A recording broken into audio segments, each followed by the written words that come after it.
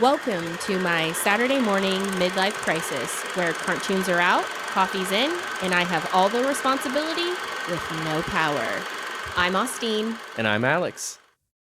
Okay, so we wanted to talk Summer House, What in Yep. the Valley, and then Spider-Man. Spider-Man. So I think I'll start with just Summer House. After all of the reunion episodes aired, then they released, it seems like they've done different approaches for all of these. So after Scandival, I loved the Andy Cohen sit down interview right before the reunion. I thought that was really well done. Hadn't seen it before, really enjoyed it. Right. They didn't take that approach for Summer House, which I think was fair because it's not the same, so don't treat it the same. So I appreciated that. But instead, they picked up cameras post the reunion and they did what was called Summer House: The Aftermath. A bonus episode. Yeah. And so I watched it, and boy, was I yelling at the TV. I can imagine. During my watch, your niece was sitting there on her phone doing her own thing. And even I felt like a proud mom in that moment because she was just like, oh, honey, let me hold your hand. Oh, blah, blah, blah. Like she was just... she's 12 and she was just laying into poor Amanda. Like she was just like, oh dear, he sounds like a catch. Like just everything she was saying as she's just like sitting on her phone doing whatever a 12-year-old does on her phone. She's just sitting there and just like so annoyed by the conversation going on. And I'm just like, wow, I'm proud. I am raising such a strong woman that is not going to turn out like Amanda. Hopefully not. No, she is not. Don't say hopefully. We're not going to even put that out in the universe. She is not. She is not. So I love my daughter and everything I'm doing there. But it starts with Lindsay and Amanda having a conversation. Lindsay very much did her job, showed concern, and approached her like a concerned friend, but I couldn't help but feel I was also watching Mom talk to us in it because she was like, you and Wes did adult things and made adult decisions. And now you have to deal with the adult consequences. Right. And you can't be an ostrich and put your head in the sand. And she just looked at Amanda. Amanda's like, I know. It's just so annoying. I was just like, stop. Lindsay asked her the hard questions. She asked her about, just a little bit about the timeline. She really kind of dove deep. And I don't want to spend a ton of time on the Summer House topic, but she asked her all these questions. And Amanda just was like, I know, I lost myself. I was... she admitted that she was trying to find validation and it wasn't within a man. And she recognized that it was crazy and all the things, but she just needed that because she's just not felt whole for so many years. And I can get there. I can understand that. But I can't when all of these years she's had people in her corner. Right. She didn't have people trying to mask the behavior or give Kyle outs or say, why don't you just stick with it? No, They gave her an out. They supported her. They checked him. They did all of these things. And she loved being that victim in that victim mentality. So it's hard for me to sit there and see you complain about your situation now.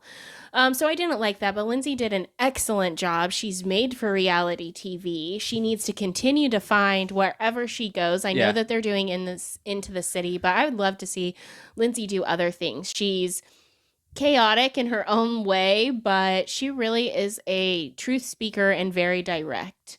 And I just enjoyed that conversation from Lindsay's perspective. Amanda, it was just, there was one part that gave me the ick, and it was when Lindsay was just like, he's making you look dumb. You know that, right? Like he's talking to Miha. He's having these conversations. And it was like, he's saying that you pursued him. I would be like, wait, what are you talking about? Like, I would be frantic. Like, wait, what? Like, this isn't aligning with my truth. Like that would be my reaction. I would sit up. I would have some type of like anger. And I know everyone's not going to react the same way, but there was it was almost like a disgusting, like naughty thing. Like, oh, wait, what did he tell you about our dirty little secret? Like, wait, what? Like, and it wasn't like, and the smile she had with it, there was something gross and deceptive in her reaction. Mm-hmm. And I didn't like it. It was just like, this tells me again, everything. It solidifies everything I already suspected about you. It solidifies who you are as a person. I hope she can come out of it and we can see a whole new version of her that has nothing to do with Kyle, nothing to do with West. But honestly, someone's going to have to tap me on the shoulder when that happens because I'm not checking in. Yeah. Like this was like done for me. And then I'll watch here and there into the city for all the other characters. Right. Then the camera cuts and they go into Wes and Kyle's situation. First of all, I'm sure you've seen the social media posts, and rightly so for everybody that clocked it, because I had to catch up and watch the episode. The dog knows. Oh. The dog was like, oh, West, I know you. I'm familiar with you. And Kyle was like, what the heck? Yes. And I think, dare I say, I do think Kyle has been misunderstood for a long time. I don't think Kyle is right in a lot of the things he does. I think he was a bad husband, a bad boyfriend. Mm-hmm. But I do think that there's an element to Kyle that has been misunderstood. Because I think if we also take a step back and remember, he is running a company. Yep. They're in my local grocery store. Yep. Loverboy Yep. is in my local grocery store. So that's a little wild to me, because to have that level of success, to be in grocery stores across the country and producing and trying to not lose out on money, and you have people that you're hiring, and two things can't be true. Yeah. And so I think that there is a misunderstanding, and we've heard glimmers of it, of like, Amanda's not productive, and Amanda this and Amanda that, and she needs to pull her own weight. I think to some degree, if I'm young and trying to figure out my life and I have catapulted that way and someone is not joining me in that journey where I thought they would, I am going to feel some sort of way to that. Mm-hmm. And now how he's acted on that emotion hasn't been good. I do think that there's a little misunderstanding with Kyle. So anyways, I just had to say that. Him interrogating Wes, or having those conversations, it was gross. Wes added nothing except for, yeah, I mean, okay. That was all he did the whole time. It's all he ever does. Because he has no weight to it. The only couple of things that really stuck out to me that I was really kind of surprised at. So if anybody watches any part of the episode, I'd honestly skip through the Amanda Lindsay conversation. You don't really need to go through the Sierra and Miha conversation because there was nothing there. Right. It was Miha was hurt, rightly so. She was lied to, manipulated, but we already knew that. So really, you can also end the episode early. But the part that really stuck out to me was how he was expressing his feelings for Amanda and when that started. Kyle asked, like, how do you feel about her? And in a roundabout way, he was like, yeah, I mean, I love her. Like, I said it. And he said that he said it. And Kyle was like, wait, when did you say it? And he's like, like after whatever situation happened. And they play that clip, and it's from August 2025. Then he, I think, realizes that he had a moment of truth. And then he's like, well, I mean, in February is when I really like felt it. And I'm like, oh my gosh, like this. Again, two things can be true. Maybe Amanda didn't feel so in love with Wes or so that emotional connection through the summer of 2025, but he has put his eye on the prize. And whether that was sincere or not, which I'm going to argue absolutely not, right? It's been that long for him. And he even admits to Kyle in a moment, like, this is the first time that I've been in some type of relationship where it started as a friendship for over a few years. And then they're clocking it later when they're referencing Miha and how long that he has been talking to her. This wasn't a summer thing. Yeah. They go back a couple seasons and reference a clip where even Jesse's like, hey, how's your friend Miha? How's she doing? And it's like, wow, that's a long-term situation and scenario that you've been pulling all these different women. Sierra, Miha, insert person there from the party and that person from the party. So it's gross. He's gross. They go to Italy. That's pretty much, we all know that from social. But that's pretty much what Miha and Sierra, then the episode closes with them having a conversation.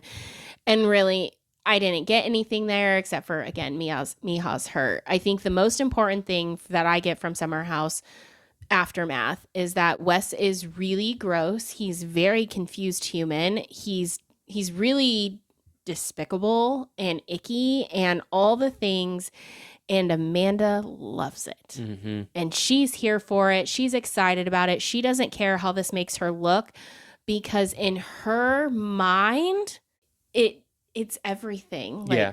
And I don't get it. I try to put myself in like people's shoes, or maybe I've met somebody else who I'm like, okay, I can relate because I've been with somebody, like been around somebody that's had a close experience, but her, I can't. And I'm grateful that I haven't encountered this before in my life. It's icky. I can't figure out what her game is.